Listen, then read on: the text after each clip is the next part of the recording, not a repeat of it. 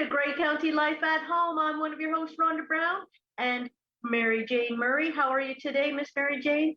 Oh, well, I'm great. It's a gorgeous day outside today. However, I am missing our third wheel, Charlie Brown, but I'm sure he's having a lovely time out at the farm. I think he's having a really good time, but I do plan on going and getting him today because I need a walking partner. And the rain has finally stopped, which is a real blessing because I'm worried about my basement, to be honest. But that's all stuff that we're working on. And, it's maintenance and upkeep.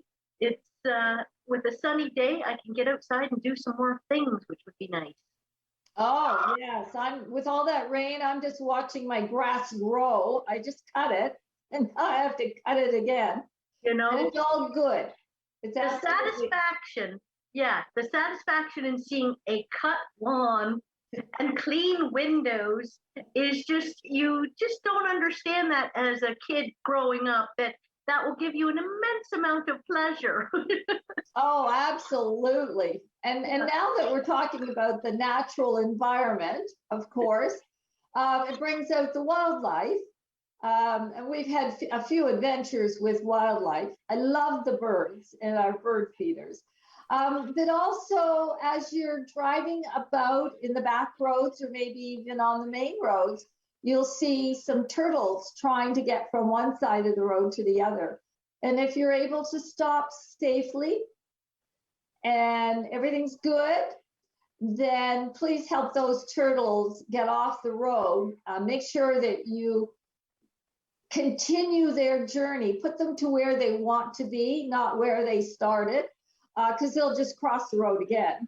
That does remind me of toddlers and their narrow-minded vision or their one-way vision of, but I want that. You pick them up and you try to reroute them, and sometimes they just keep going back. So turtles are kind of the same. They're on a mission. You're not going to waylay them. So save a turtle if you can. We also have another significant event happening coming up on June 18th, and that is our wonderful Pride Parade. And they've turned it into a festival as well. So there's lots of ways to celebrate on June 18th down at the farmers market in that area. And just check out their website and come on down and enjoy the day and the celebration. We also, of course, the River District is always busy. There's always something going on down there, which is lovely to see our city of Owen Sound flourishing this way. And that, of course, is the Father's Day contest. They had the Mother's Day contest. Now they have to have the Father's Day contest because you have to balance it out. So, shop downtown, enter the contest. You could be a winner. They have some fabulous prizes. And then just on a little more serious note, but it's still all about our environment and taking care of it and looking out for each other.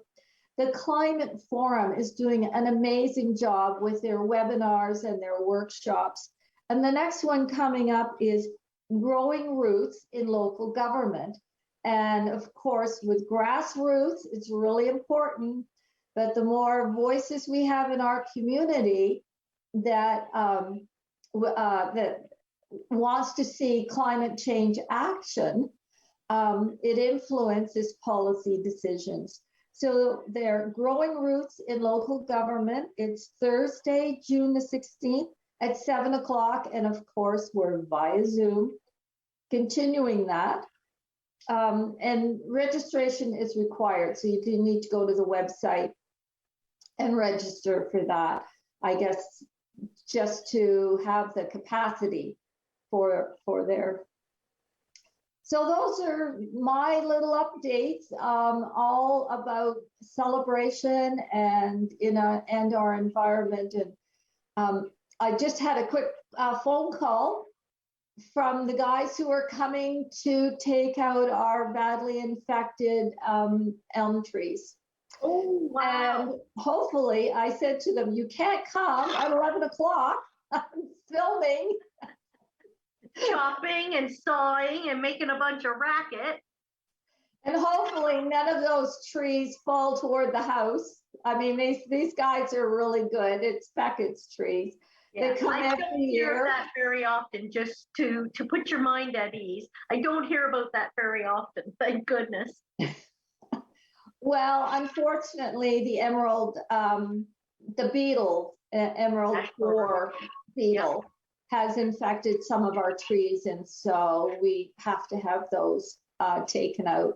And so they're going to be arriving just after the show. They're going to park in my driveway and have some lunch before they gear up all the machines.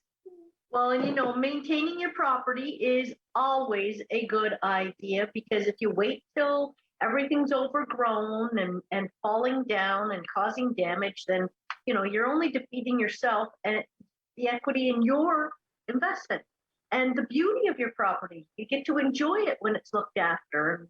And there's a lot to be said for pride of ownership. So it's a good thing that you're doing that. Oh, well, yes. And with the thousands of trees that we have on our property, we do have to do good management. We're only the stewards of the land. And it's really important that we are not only taking care of it, but we get to enjoy it for the time being. Absolutely. And, it's just always a good thing. I know people get their feathers ruffled sometimes when they see things happening around town and that sort of thing, but maintaining and foresight into where you want to be later is a good thing. So we are actually going to be back after these messages on Grey County Life at Home with some very talented guests, Mary Jane. Looking forward to that, and a huge event in our community every summer, and we're very excited about having it this year and after all the COVID business, so it'll be really nice. So stay tuned. We'll be back after these messages.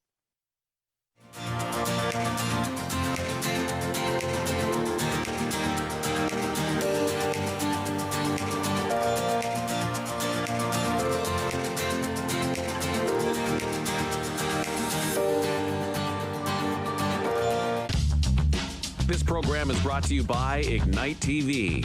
Now you're in command. Visit Rogers.com for more details.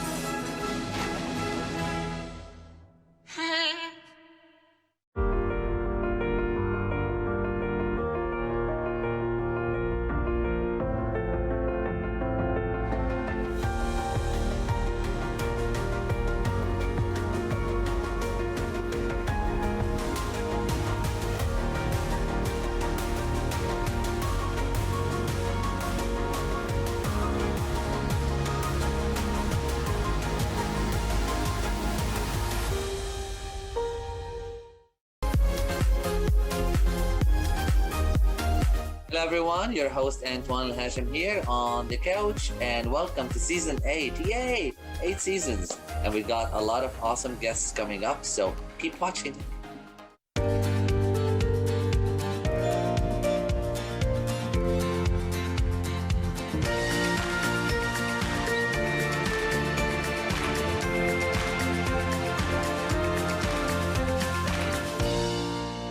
Welcome back to Grey County Life. I'm one of your hosts, Rhonda Brown, and wonderful Mary Jane Murray. And Mary Jane, we have a very welcome guest coming on the show, somebody who we've had lots of times. Over 11 years, I guess, that he's been at this. We were just talking about this before we came back on. And wow, when I think about what I was doing 11 years ago, compared to what you and James were doing, I feel I've got a lot of catching up to do here, people, because you are so accomplished. James Keelahan from the Summerfolk. Hi, James. How are you today? I'm good. And Rhonda, it's all got to do with the gray hair, right? It just looks like we've been doing more just because we've been at it longer. So it's a cumulative total. Once your hair starts going this color, or indeed gets this short, you'll be able to wax poetic. That sounds like a good plan. I definitely am looking forward to it. You have been a busy, busy man between COVID and organizing and everything else. What do we have on the table this year with Summerfolk? Well, I was just writing my first piece for the Sun Times, and I was remembering back to early days on the circuit, doing the folk festival thing in the late 70s, early 80s. There was this act on the circuit, and they were called the Flying Karamazov Brothers, and they were jugglers, right? Jugglers and magicians, and their signature thing was this thing called the terror objects, where they would start juggling things. I think what they did, they started juggling with a chainsaw, a bowling ball, and a handkerchief. And then the audience would add things. And so it would be like trout, or, like all this stuff. And it was all objects that are completely mismatched, different textures, all this thing. And they had to keep everything in the air. And that's really what the last 2 years has felt like. For Summerfolk, it sort of felt like the terror objects. Because we, when you say, what I was doing 11 years ago, I keep going back to thinking, what was I doing 2.5 years ago? And so when we go back to like the beginning of 2020, and, we're having our Summerfolk meetings, what we were really concerned about was the fact that the lake had come up and had taken huge chunks of the park. And so we were actually already in this kind of crisis mode where we were going, well, we might not be able to hold it in the park this year. And so we better start looking at another way that we're going to do this, or another place that we can actually do the festival. And so we got into some contingency planning for that. And then just like, what's that over there?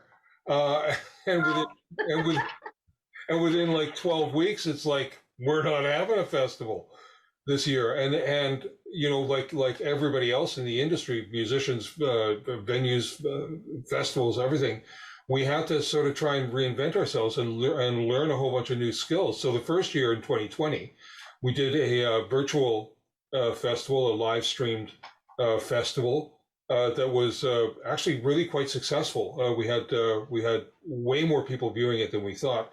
And I think between 4,000 and 5,000 people from all over the world had a look at that, and managed to retain some of the elements of the festival itself. Like we were piped in, we were piped out, and we had a great selection of performers. And then last year we sensed, as we were moving into our planning, that although we probably wouldn't be able to do a full-sized festival in the park, what we would be able to do would be a whole bunch of small venues. And so we basically created a festival around small venues. Up to 18 venues, most of which the capacity was between 50 and 60. The idea of people would buy into a venue, and then I'd move 3 artists through each venue for an afternoon. So you got a whole thing, and then you got a free ticket to a live streamed event at the night, some of which came from the Roxy and some of which came from the CTRE studio. So it was this really strange hybrid festival. And so now here we are, and it became quite apparent early on that we probably were that health restrictions were probably going to allow us to return to the park. So that's what we wanted to do. So we're basically returning to the park, for what will amount to be a normal festival. And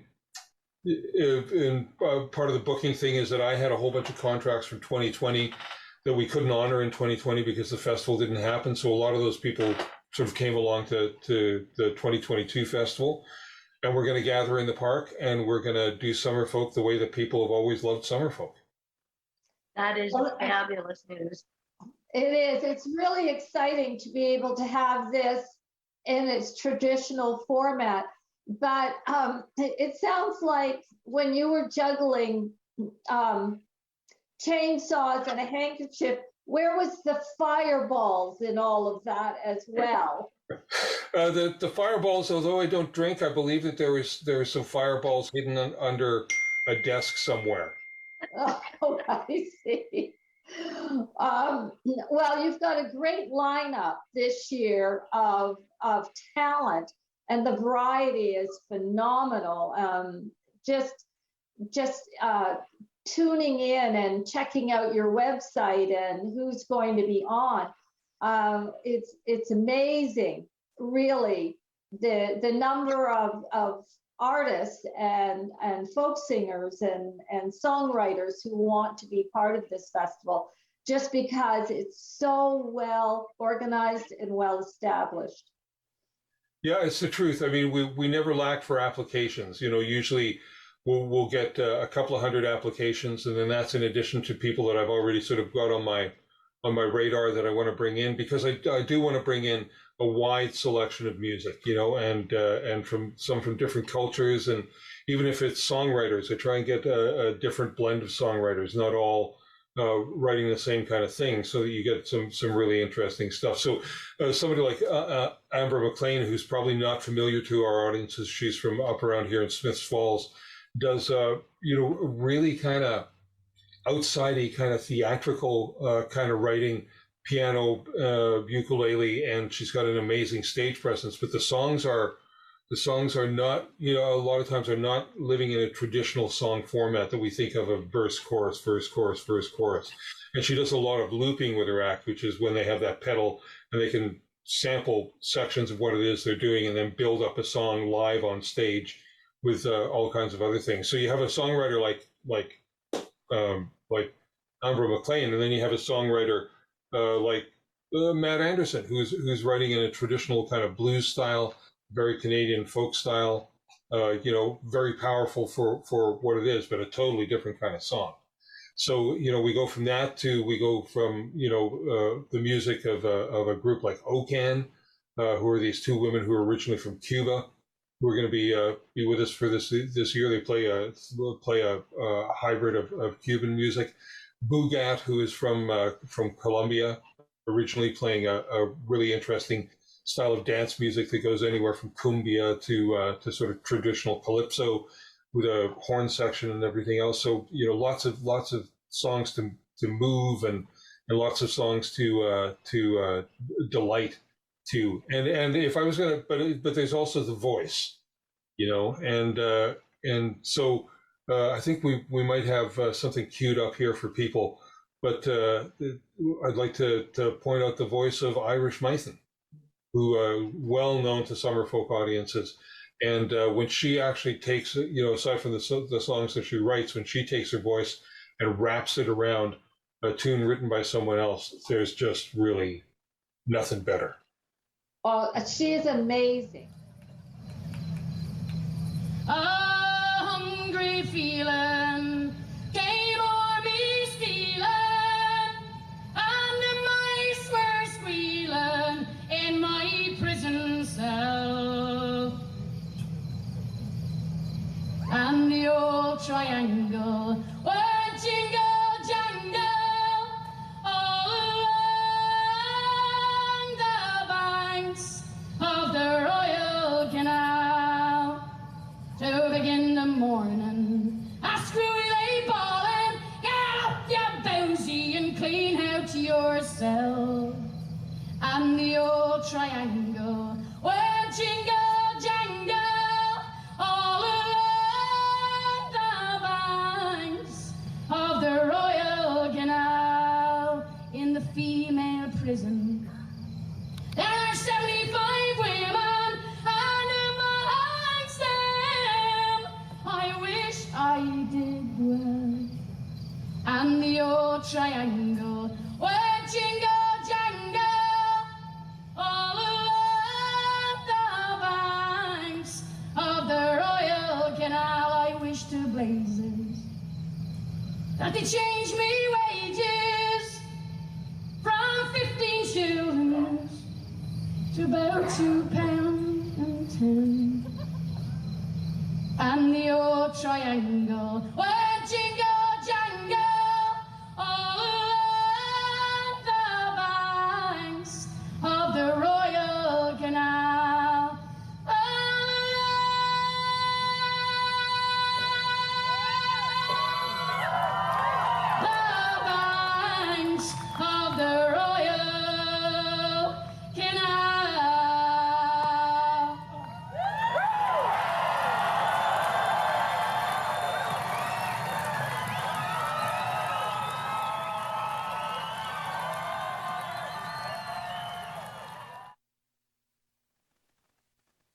James, what was the name of that performer? That was Irish Mythen. She's originally from Ireland, obviously. I believe County Wicklow, but has been living in the Maritimes for the last long period of time. Wow.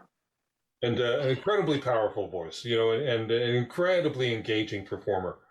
But when she hits that, one of the things about that song, the Old Triangle, it's a newer song than people think. It was written in 1952. A lot of people think it was written by Dominic Behan, but it wasn't. I can't remember the guy who wrote it.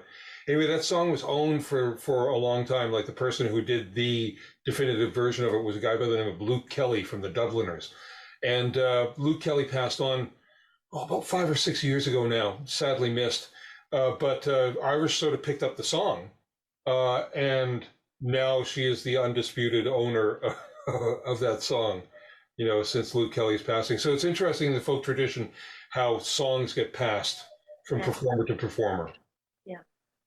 We were talking about how to get your tickets for Summerfolk this year. Easy.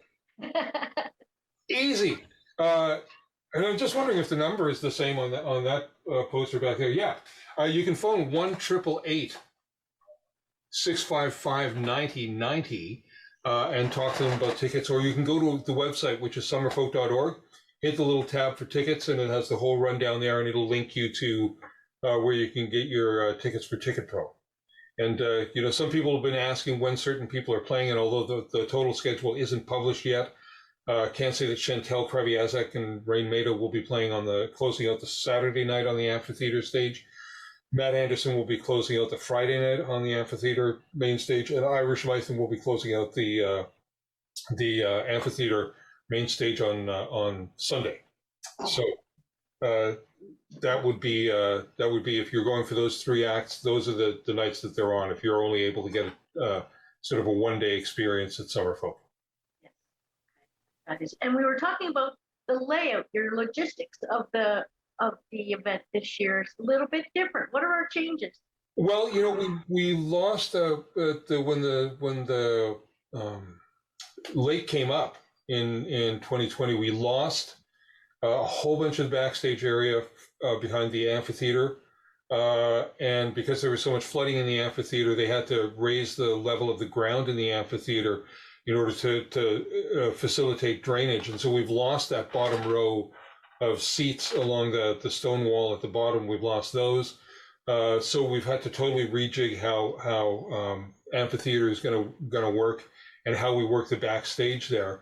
And we also thought we'd take advantage of the fact that, we're going to take out one stage, which is the homemade jam stage. We're going to move that down to the gazebo. The homemade jam last time was the wine bar, so we're moving that down to the whole wine bar down to the gazebo, because that stage where it used to get swamped by the beer tent. So what we're doing is we're actually sort of opening up the site a little bit more so that people have more room to spread out, because we know that people are still going to be conscious of that. So yeah, those are some of the changes that are going on. A little bit more room to roam, and just a little bit more. It'll be easier to pick who you want to see this year, I think. Well, that sounds like a good thing. And I would imagine all of the vendors that we come to expect and look forward to seeing. Yeah, we've got a lot of artisans back. We don't have as many as we would in a normal year, because artisans are having the same problem that musicians are. They're having trouble getting materials. They're having trouble getting orders out. Supply chain problems with musicians. It's travel costs and whatnot. So this is really going to be a year of adjustment for some things. But everything that we have is quality. We have great food vendors. We have great beer, great wine. Coffin Ridge is back as our wine sponsor at the wine bar. So yeah, there'll be plenty of things to delight all your senses, both from viewing, tasting, eating, drinking. It'll all be there. I think everybody will have a spectacular time. I'm counting on it. Now we've got another video coming up. Who is this artist? This is a band that probably nobody here has heard of. And they're from Winnipeg, Manitoba, and they're called Leaf Rapids. And Carrie Latimer, who's the sort of lead singer and the writer in the band, just an amazing writer, an amazing singer, a great, great storyteller. I think people are going to love Leaf Rapids. Fantastic. Rolling next.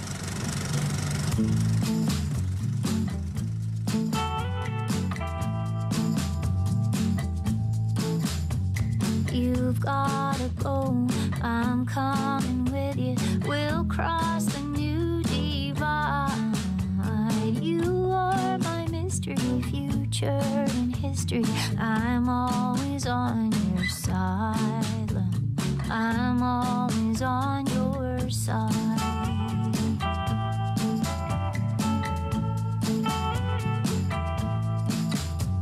You paint your hair, I'll paint my skin.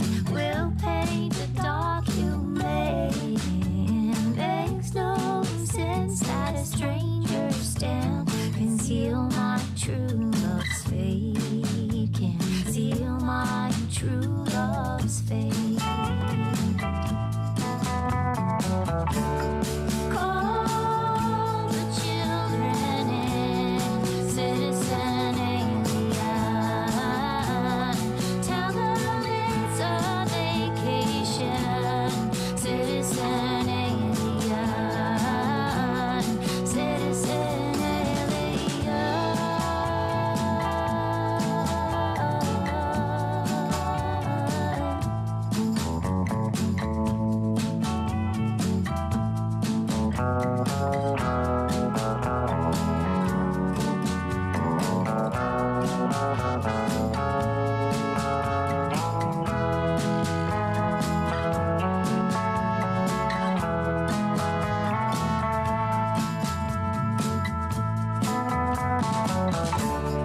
Go and take your mother's hand, citizen alien.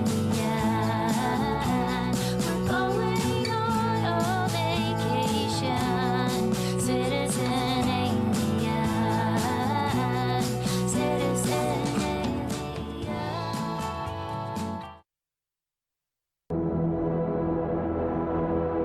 Smudging is a very important part in our life as we're all learning to walk the good way. When we smudge, we use the sacred medicine, the white sage, the sweetgrass, the tobacco, and the cedar. It cleanses negative energy and replaces it by a positive energy. When I smudge, I cleanse my end and my eagle feather and start cleansing my breath to have better words. I will smudge my eyes so I could see the better things offered to me. I will smudge my ears to hear the good thing that people have to say. I will smudge my hair to have good thinking from my head. I will bring the smudge to my feet so I could walk in respect with our Mother, the Earth. Smudging is the way we give our prayers to connect our spirit to the Creator. We express gratitude for the gift of life, the learning, and growth. Don't forget to join us on Great County Life at Home next week. We'll be speaking with Rachel Taylor from Home and Community Support Services.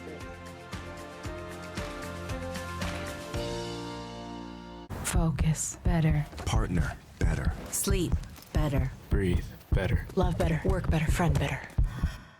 Unwind better. Everything gets better when you get active.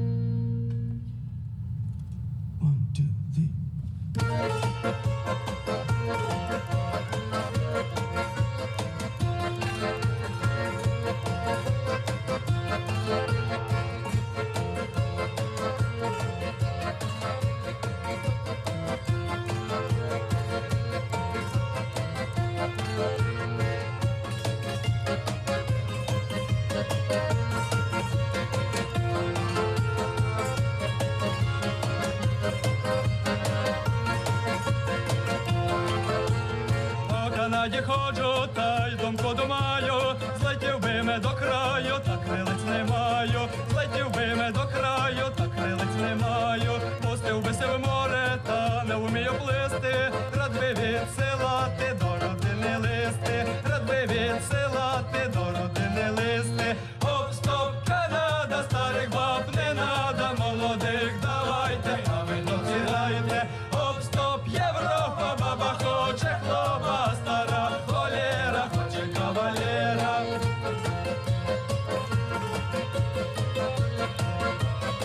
Welcome back to Grey County Life at Home with your hosts, Mary Jane Murray and Rhonda Brown. And we have the wonderful James Killihan from Summerfolk. Now, James, that was a group called Mosquito Bar. Very Yeah. cool.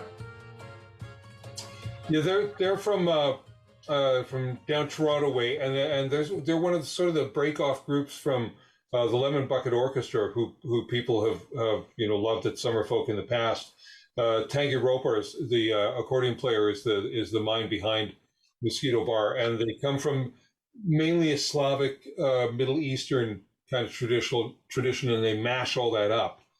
So although the cut you heard, the music was you're sort of moving down into Anatolian kind of Turkish kind of thing. The vocal over top of it was Slavic. And so they do this mashup of those traditions. And when they played at one of our mini venues last year, the most amazing thing was after they finished, they were mobbed by this gang of young people, sort of all under 25, who were going, "What was that? Like, what was that? We've never heard anything like that before." So I think people are really gonna love what they do, and it's presented in a really beautifully tasteful kind of way. So Yes. And isn't that the epitome of Summerfolk? Hearing something for the first time and thinking, wow, what is that? I love it. I want more. yeah, when we do the audience surveys after the festival, almost always at the top of the comments that people make is, we come to Summerfolk to hear things that we haven't heard before.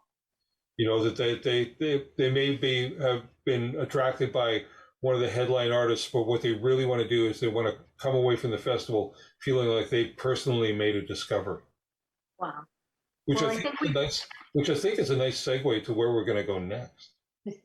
That's what I was thinking. And do you want to introduce Mimi? I really do, because I kind of, not to put any pressure on Mimi, but I just am absolutely sure that people are going to fall absolutely in love with the music that you do and the way that you do it. And although I think we sort of knew of each other before, we first met at a very, very strange festival in New Brunswick, where the performers pretty well outnumbered the audience. Performers were the audience, yeah. The performers were the audience. It was great, but it also meant that I got to really sort of dig in and see what Mimi does. And Mimi is a songwriter of great integrity and a performer that is filled with a joyful intensity in everything that she does. And she has an amazing ability to draw people in. And I've seen her do it in front of a whole bunch of different audiences in a whole bunch of different places. And I'd like to say, Mimi, we just can't wait to have you play at Summerfolk. I don't even know what to say. Thank you so much for saying that. That is so kind, because I look up to you so much, and I love your music and your art and the way that you also connect with an audience. So thank you. And that wasn't a weird festival. Good times. It was actually the very antithesis of Summerfolk. Yeah. Oh, that's awesome.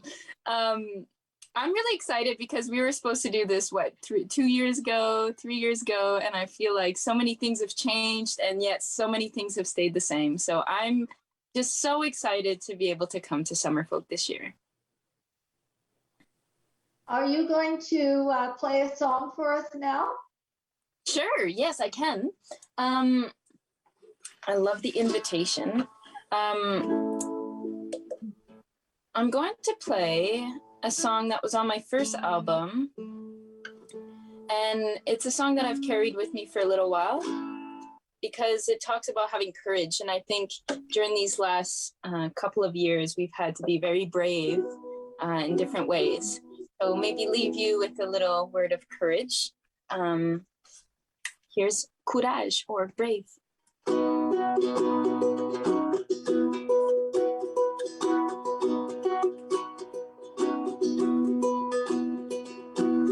Be brave with your crazy hair, be crazy like nobody's there, be happy. Just be yourself, Don't be afraid. Just be brave.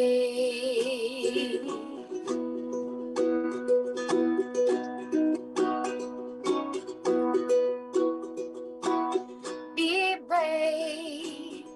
Get your hopes up high, be high. Let everybody wonder why. Why be a bird if you can't fly? Just be brave. When I was just a little girl, I asked the world what I should be. It said, be nice. You'll make someone a lovely wife.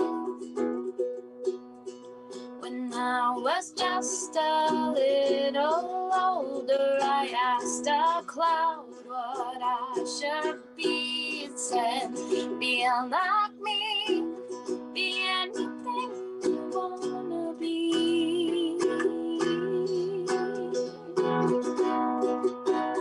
Ooh, oh, hey.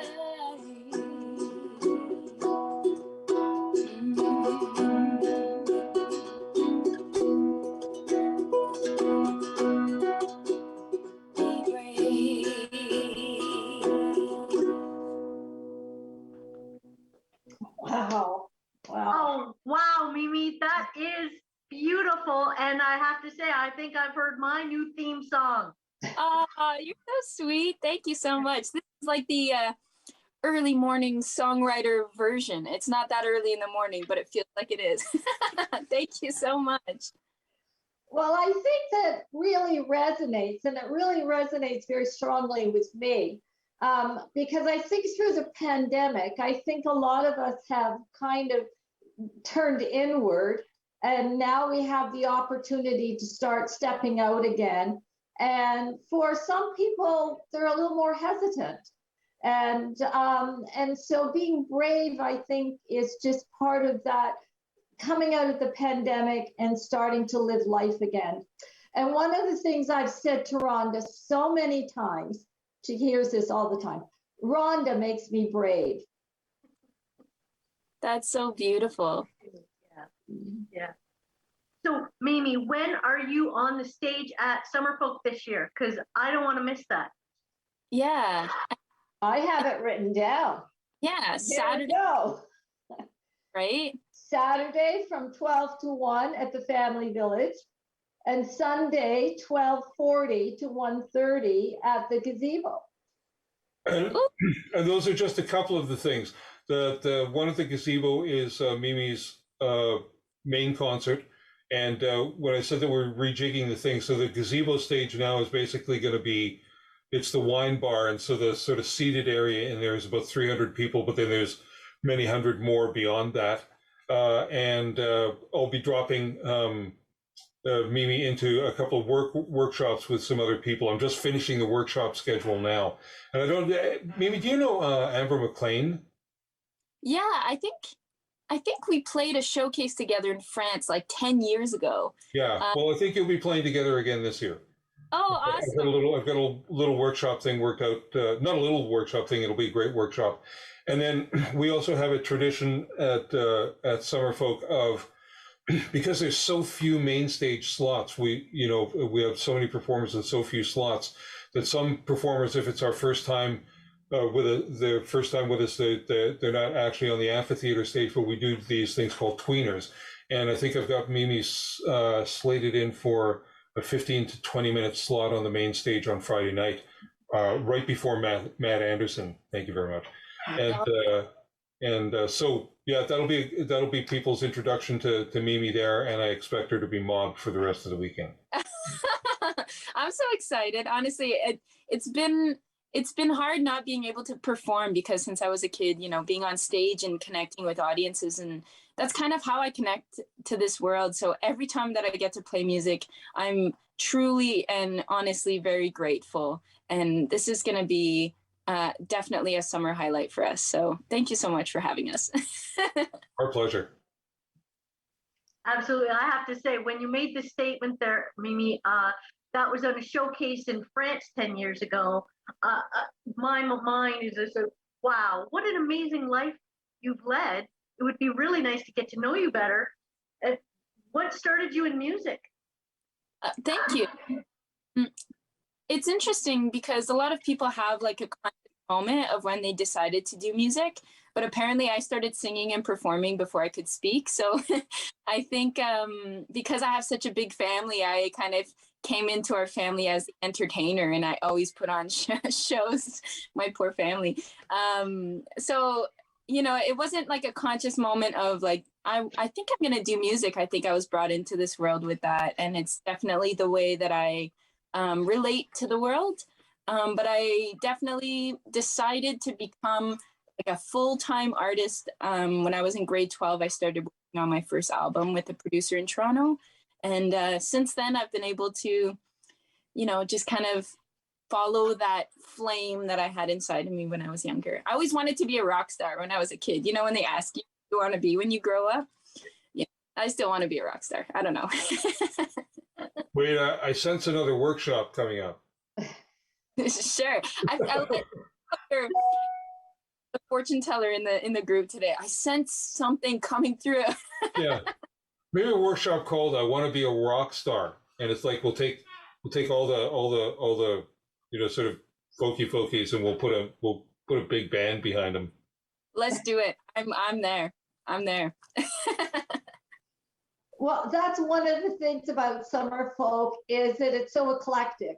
There's something for everyone in terms of the music that you experience or the workshops that you go to the food that the vendors bring in, as well as the artisans and the things that you can purchase there as well. I love the piece of jewelry that I bought the last time that we had a live Summerfolk event at Kelso. So I think that there's really just something for everyone. And of course, with this opportunity for it to be a full-scale Summerfolk, I'm sure that you're just going to have thousands of people coming back.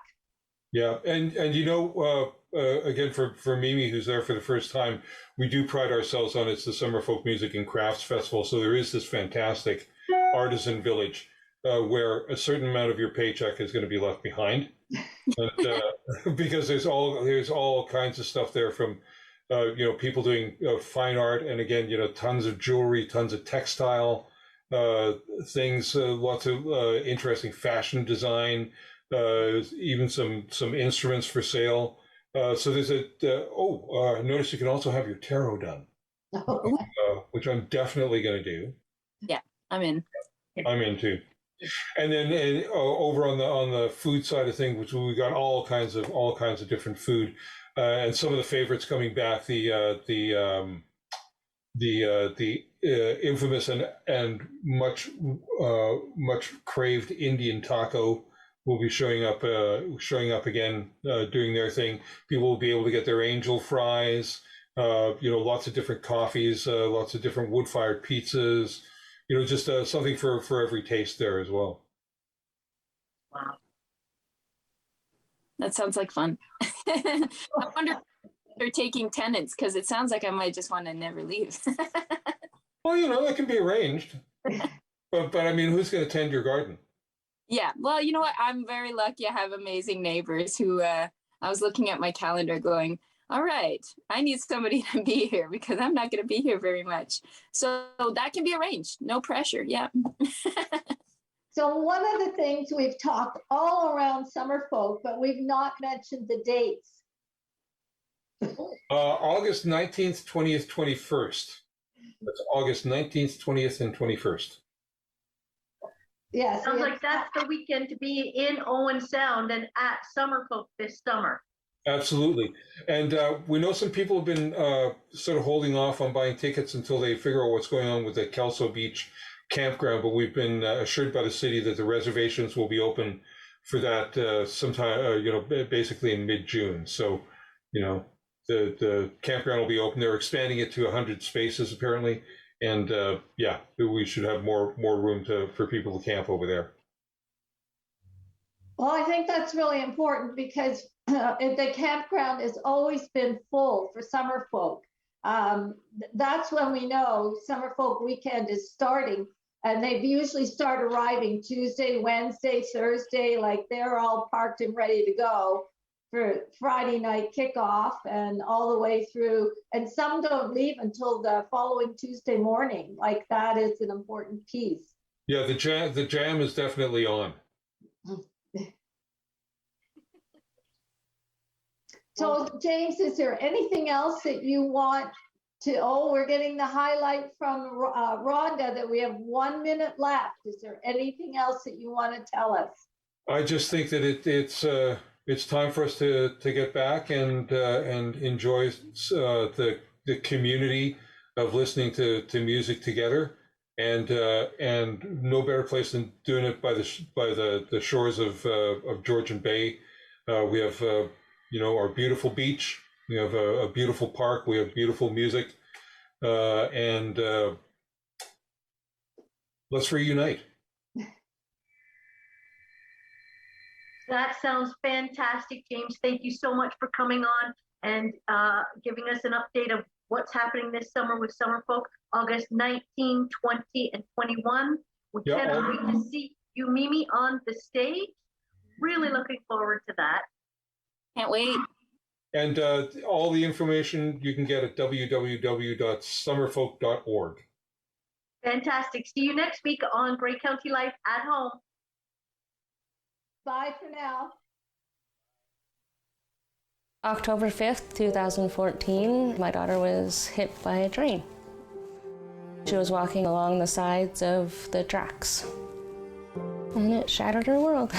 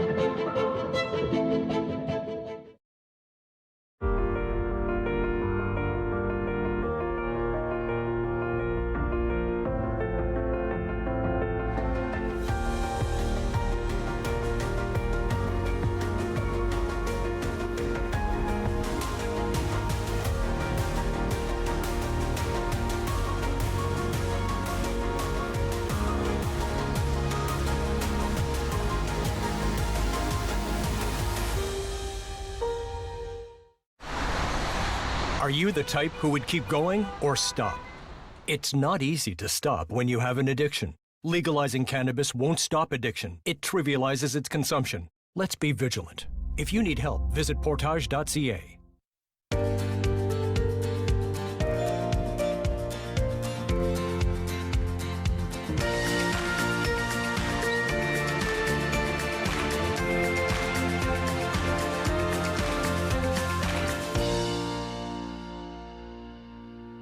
Welcome back to Grey County Life at Home. I'm one of your hosts, Rhonda Brown, and the wonderful Mary Jane Murray.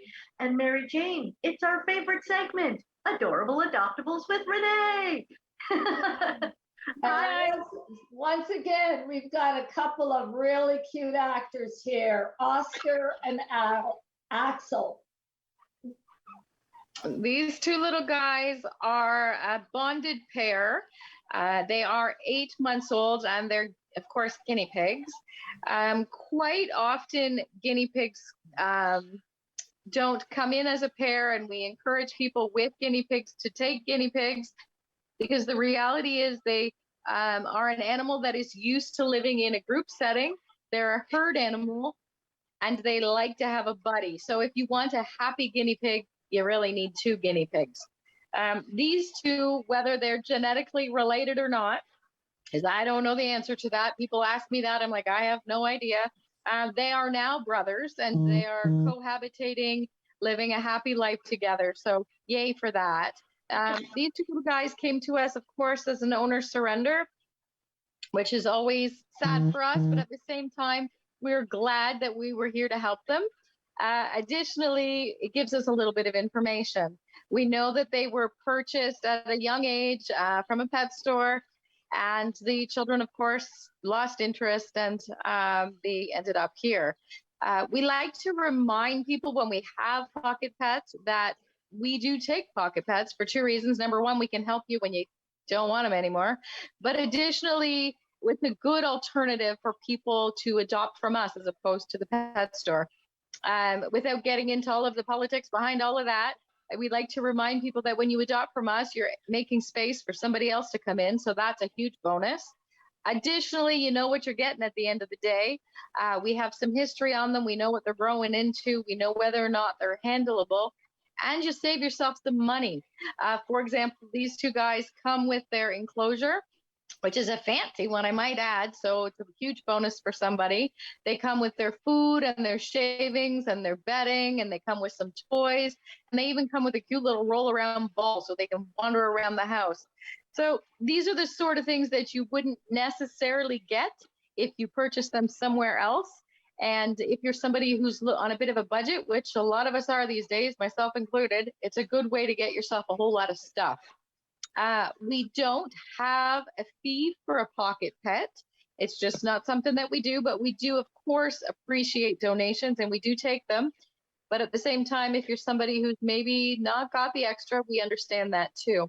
So certainly it's definitely advantages to adopt from us, besides the fact you're making a difference for these two little guys who need a place to go.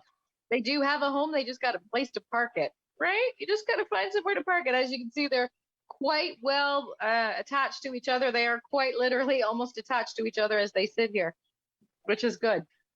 Well, you do have, Renee, you do have a couple of updates on a couple of dogs that we've featured on the show. We sure do. And we're back at 100%, which is fantastic. A while ago, we had a bulldog named Nova, and Nova didn't like small animals, and she took us some extra time to find her the right place. The reality is, even if you don't have a dog or cat, you might have had a neighbor with a dog, and that was something that we had to consider. And she's finally gone home. So hooray for that. And I'm getting fantastic updates from her, which is always the way to make my day. And Chevy from last week, he's the guy that we recorded outside because he didn't like being all hot and sweaty inside. And he got a home the next day, which for him was a quick move in and out, which we love. So absolutely awesome to be able to do that. Hi, guys. Where are you going? And so it made room for Alex and Axel and Oscar. It sure did. And we moved these guys out. We'll have room for somebody else, which is even better. Right, guys? You want to get out of here. I often recommend these little ones for seniors. And I know that's a strange thing to say, but the reality is that, as you can see, they'll sit with you. They'll interact with you. They'll have a conversation with you. I'm not sure if you can hear them on your end, but they're squeaking and talking. They are not nocturnal, which means they will let you sleep at night. That's a huge bonus. Their cage is not difficult to clean, and their poop doesn't smell very bad. They're vegetarian and easy to maintain. So all bonuses. If you're somebody looking for a companion, but maybe not a long-term commitment, a guinea pig is the way to go. They don't bite, they don't scratch, and they'll be your little buddies, which is really nice, right? So Renee, you got me thinking, okay, teenagers, guinea pigs. Yeah. Hello, there seem to be a lot of benefits to guinea pigs. Absolutely. We do not take teenagers here at the animal shelter. We cannot help you with that. Cannot. I have my own to get rid of in that case. Absolutely. I mean, and if you have perhaps a youth, we'll say, that is interested in a pet in the long term, sometimes starting out with something like this to see how serious they are about it is the way to do it. In that case, I wouldn't necessarily recommend these guys because they're 7-8 months old. You got 4 or 5 years left, but certainly get on a list for a senior guinea pig, and you'd be doing me a huge favor. And at the same time, you get to work stuff out with them to see how serious they are, which is a nice bonus. And if you get stuck with the work, it's not so bad. It's just a little bit of poop, right? A little bit. In this case, 2. 2 poopers. Would they be able to go loose in the house? Are they one of those creatures that will go back to their spot? Yeah, you can absolutely do that. Of course, safety is a concern with these little guys. If you have dogs or cats, that's a concern, and you might lose them under the couch. We recommend in those cases that you purchase those little balls so that you can keep a track of where they are. And you can even harness and leash train them. There's all sorts of fun stuff you can do with them. They're way more pet-like than you think, right? Right. Well, it would certainly be interesting to take them for a walk around the block on a leash. You'd certainly get some attention, that's for sure. You need a little leash, right? A little collar. Well, it seems like the ideal companionship when you're at home. You know, they're quiet, but I do know they do squawk and talk a lot, don't they? Yeah, they're both squawking in my ear right now. I'm quite sure you can't hear them, but they're quite happy to be held. That's for sure, right? Yeah.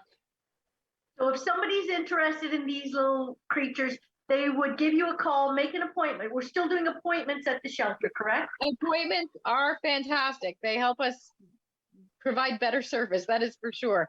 So definitely an appointment. Come in, meet them, fall in love. If you have other family members, you want to bring them with you too, so that we can make sure nobody's allergic, because that's always annoying, right? Oh, it's something I hadn't thought about. It can happen, and we would hate to see Oscar and Axel leave and then come back the next day because somebody can't breathe, right? Right. Well, that sounds fantastic. Thanks so much, Renee, for our adorable adoptables, and they certainly are. They definitely fit the bill this week, and we look forward to our update next week and our new guests. And we hope Oscar and Axel the best of luck finding a new spot to call home. They're pretty adorable. Thanks, guys. Hey, thank you. See you next week. Bye now.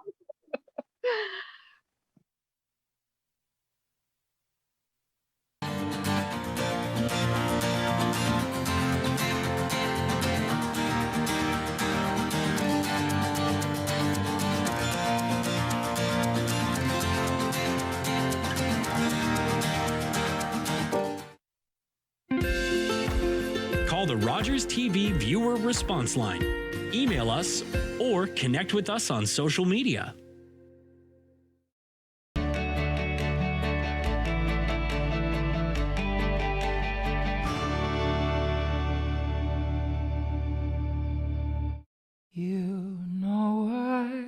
Operation Smile, alongside our medical volunteers, provides safe cleft surgery to children free of charge thanks to generous donors like you. That was until we fell into a pandemic. If you only knew what I'm going. By December, tens of thousands more children will be waiting for surgery. Please help us keep our promise and deliver smiles to children in need when surgeries resume.